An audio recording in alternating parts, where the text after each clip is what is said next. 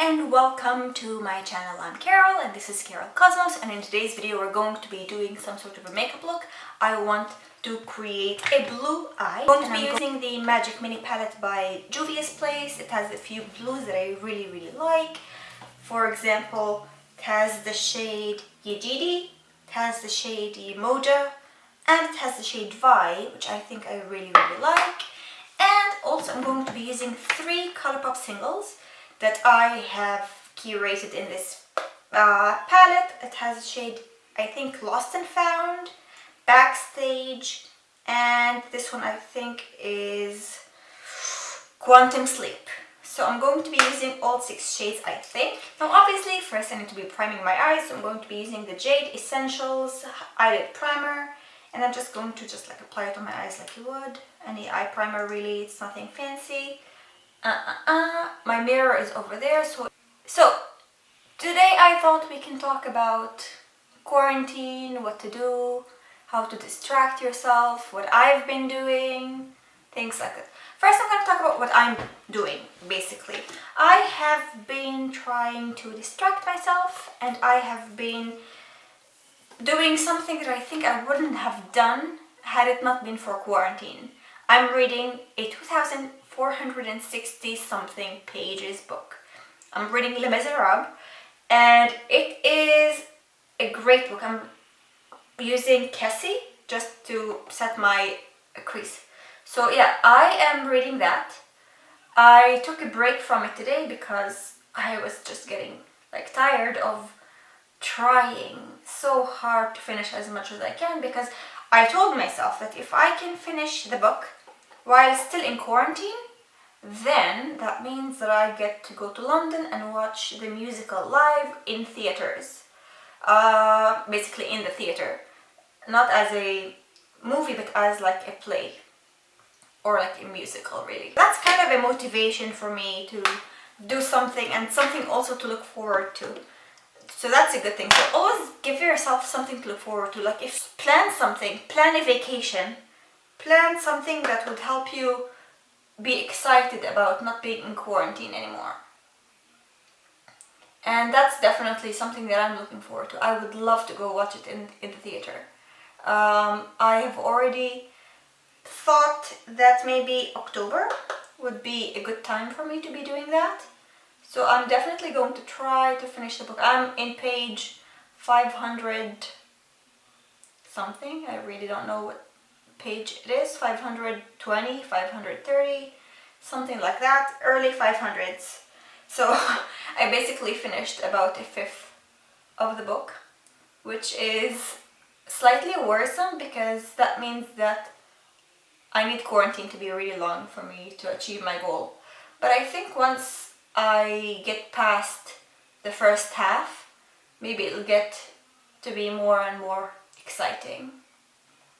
What I did for makeup was that I took the shade Lost and Found from Colourpop with the Colourpop brush in the number E1, and I applied it in the inner crease and the outer crease. Other than reading, and I really highly recommend reading, I put up, if you follow me on Instagram, then you would know that I have occasionally lists of things on the story that I would recommend, books to watch or TV things to watch, whether it is a TV show or a movie or whatever it may be. I haven't really been watching any TV series.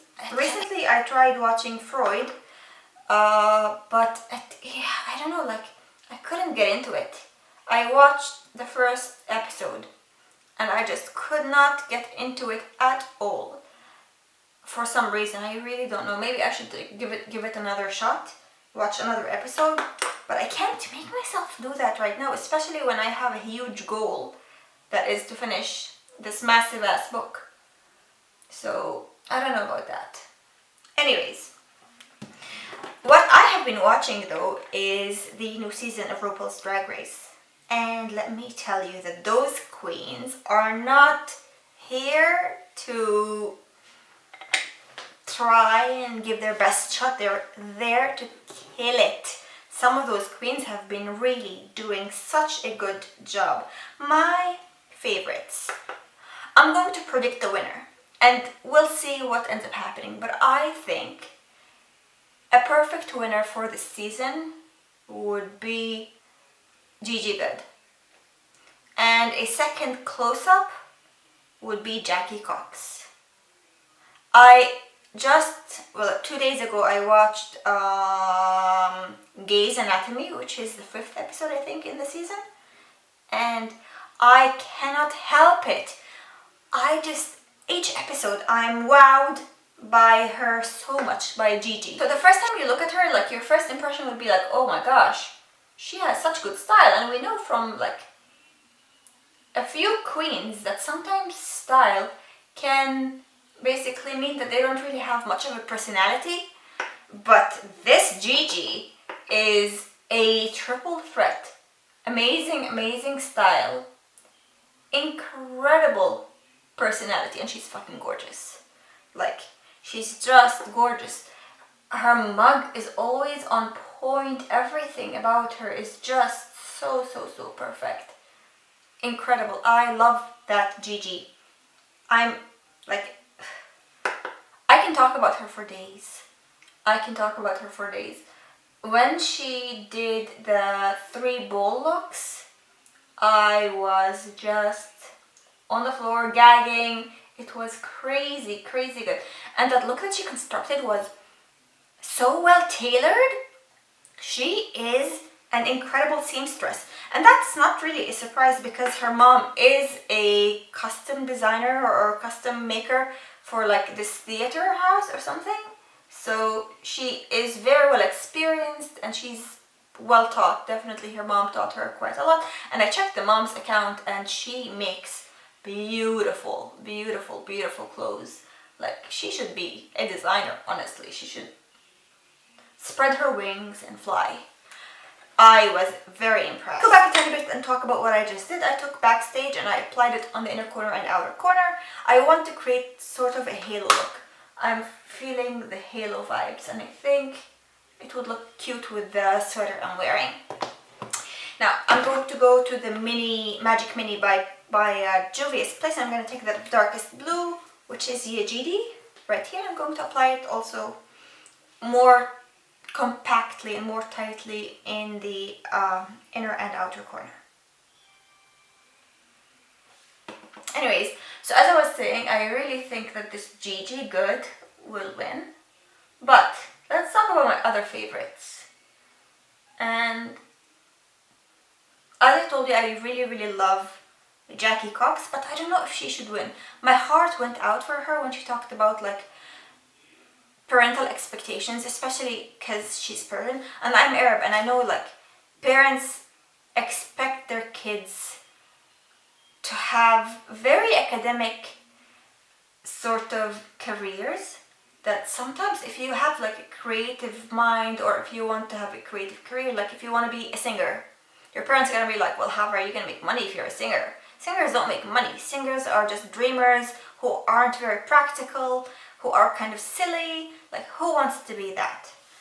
They want you to be like a doctor, a lawyer, an engineer, something very academic. Now, I'm not saying that these jobs aren't good. Clearly, they're very good to have, but sometimes you have this inner calling within you that tells you that you need to do something, that you need to get to create a look. They have a dream. And there's nothing wrong with having a dream, but sometimes, I'm gonna have to say it, like sometimes Persian or Arab parents are very dismissive of their children's dreams, and they just think you're being silly. If you want to be an actor, like, do you really think you're going to be Brad Pitt? Or do you think you're going to be successful? Of course not. You're just going to live you're not going to have enough money to survive. You're going to be like a loser in this society. No one is going to take you seriously. Like, that's the attitude. And it's so real. And it's just upsetting at times and also depressing. Like, I'm an Arab. I know how Arabs are. Like, if I were to tell my parents that I want to be an actress, they would be like, oh, it's a nice hobby, But what about your future? What job are you gonna have? I'd be like, I want to be an actress. And they're gonna be like, okay, but that's a great hobby to have. That's a fun hobby. I'm sure you're gonna have a lot of fun. But you need to go to university, which you can go to university and study acting or music or art or anything. But they're gonna be like, but that can't be your job. You need to either be a doctor, be a lawyer, be a teacher. If you're a girl, being a teacher is like a big deal for Arabs. Like, because if you're a teacher, you get to go home early and hang out with your beautiful, wonderful kids. Like, even the idea that maybe some women don't even want to have kids, that doesn't even cross their mind. Like, if you're a woman, unless you literally can't have kids, but you're obviously going to try. You're obviously, like, there should obviously be this inner calling within you that demands you to have kids. If you are a married woman and you don't have kids, they're going to start asking, like, come on, what's going on? Why don't you have kids? You should have kids. You should try harder. Maybe you're not trying hard enough. Maybe you need to go and, like, get yourself checked. They don't even think that maybe they're not interested in having kids. That doesn't even cross their mind. If you're married and you're a woman, you're automatically interested in having kids. If you don't have kids, their mind's automatically going to be like, maybe she has health issues. Maybe she's infertile. Maybe something. Like, it can never be like, maybe she just doesn't want to have kids at all. You know? And that's just a bit upsetting and sometimes discouraging. Like, give people the time to figure what they want. Because no one who's going to get married, I mean, there's probably going to be someone. A lot of people who will get married may not automatically want to have kids. They might want to just be like a young, happy couple and just go and travel or explore the world. Maybe they won't even want to have kids forever. Maybe that's just not something that they want. This pressure of having kids should not be like in anyone's mind. They should not. It's rude, you know. It's rude to go tell people like, why don't you have kids? And also, you never know what they're going through. Imagine that I am married and I've been trying to have kids for 5 kids, but I haven't been able to because maybe I have some health issues. Maybe my husband has health issues. Maybe there's something going on. Every time you ask that question, it's kind of a reminder of whatever these people are going through. And do you really want to go and remind people of their issues every single day of their life? Is this something that you really, really think is going to be helpful, is going to be uplifting? Is this pressure that necessary? I'm very, like, I know that we started talking about Jackie Cox and this is the tangent that I went on, but I'm very upset about the fact that Jackie hasn't even come out to her parents as a drag queen. They don't know that she's a drag queen because I know what she's thinking of. I know that she's thinking, if I tell my parents that this is the kind of career path that I want for myself, they're going to either like disown her or make her feel like they're definitely gonna make her feel like it in whatever way or whatever decision they're going to decide on. That's just so sad because there's so much creativity in her. There's so much that she has to give. And I'm sure if you give from the heart, whatever career path you want or you have, you're going to succeed at it. If you're giving from the heart, there's no way that the world won't treat you as... There's no way that the world won't give you what you deserve. You know what I mean? There's definitely going to be a way that you're going to get what you want. If you put out that energy, I think it's going to come back at you 10 times fold.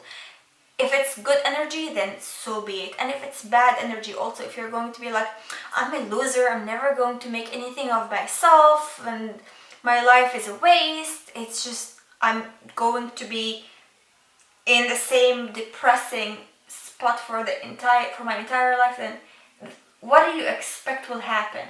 Like, even if you have this kind of attitude, even if something really amazing does happen, I think with that attitude you won't be able to even recognize it. You won't be able to recognize the good things that are happening because in your mind you are so negative. And that's what I think needs to like be addressed. If parents keep telling their kids that this is not the way to go, that they are some sort of a loser for wanting more creative and satisfying lives for themselves. Like, I'm sure that being a lawyer is satisfying, being a doctor is satisfying, being an engineer is satisfying. Like, can you imagine you're an architect and you have designed this incredible building that's going to live on way after you. It's going to be your legacy when you are gone. There's going to be this building that every time someone looks at this building, they're going to admire your hard work. The same goes for someone who wants a more creative lifestyle. And it's very important for you to love what you're doing, because if you don't love what you're doing, success won't come to you as easily, because your mind and your heart isn't fully into it.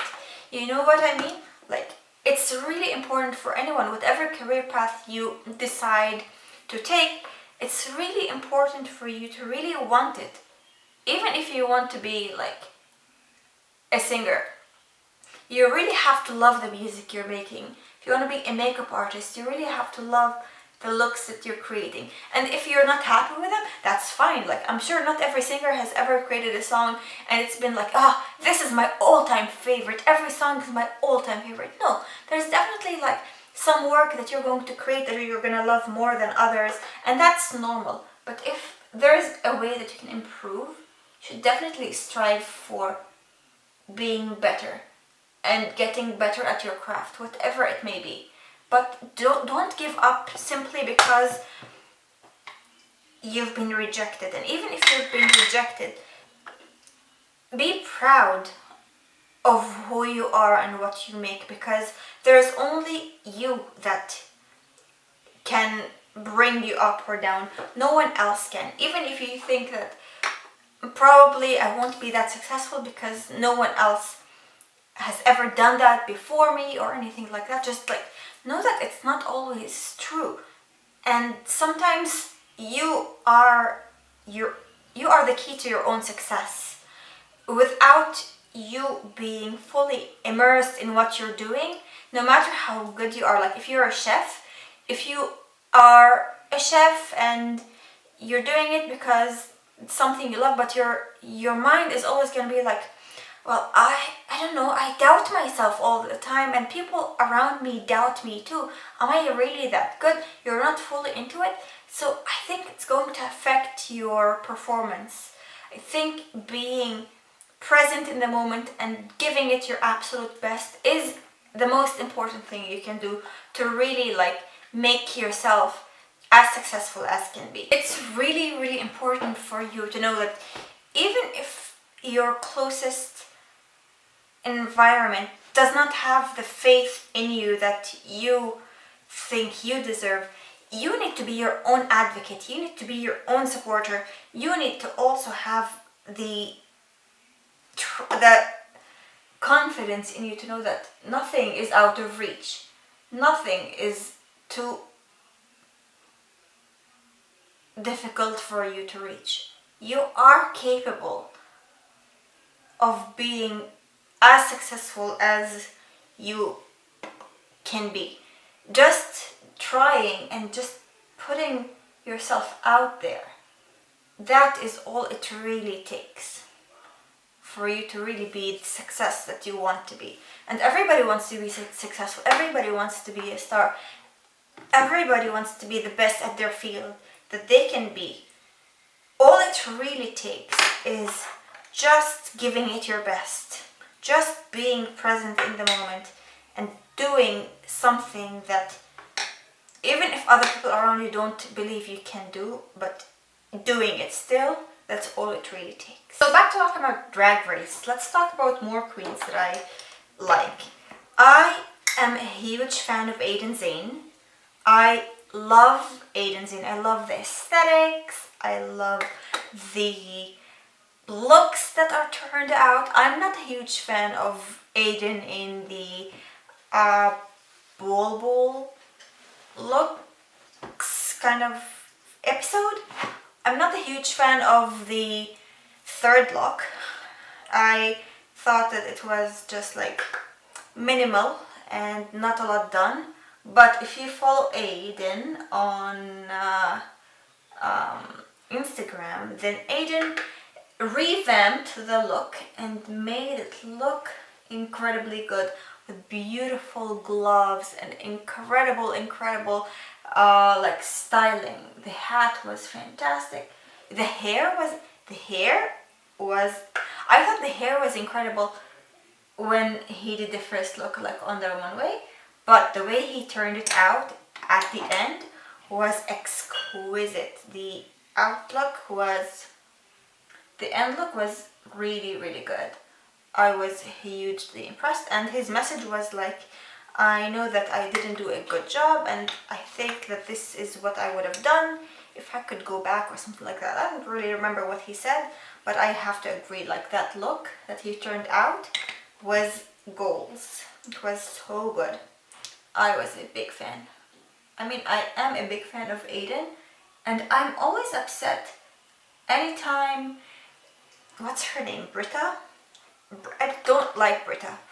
Britta is a cocky bitch.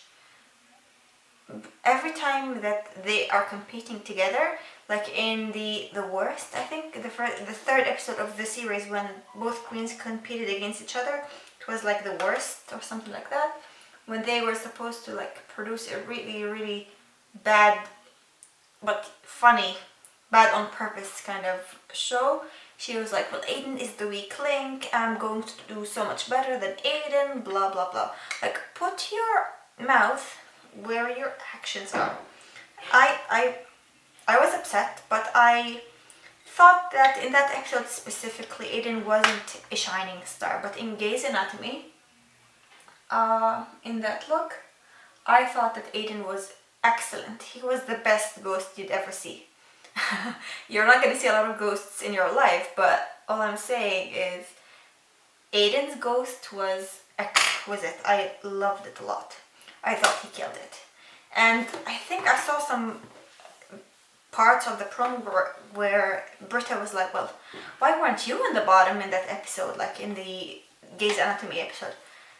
And I just want to slap her. Like, look at your performance. You sucked in that episode. I was surprised that Britta was not in the bottom in the Grey's Anatomy episode. I was genuinely like surprised. I expected Britta to be in the bottom, but she wasn't, which is fine. Like, I accept Rue's judgment. I would have picked the bottom two to be Nikki and Britta. I definitely thought that Britta should have been in the bottom, and she's so cocky and too confident for herself. Like, prove to us that you are that fierce performer, because so far I haven't even seen it. In the bowl episode, all of her looks were horrible. Like when she looked at as a baseball, that was just stupid. Not as well done as, for example, Jan's football look was phenomenal. And it made Britta's look stupid.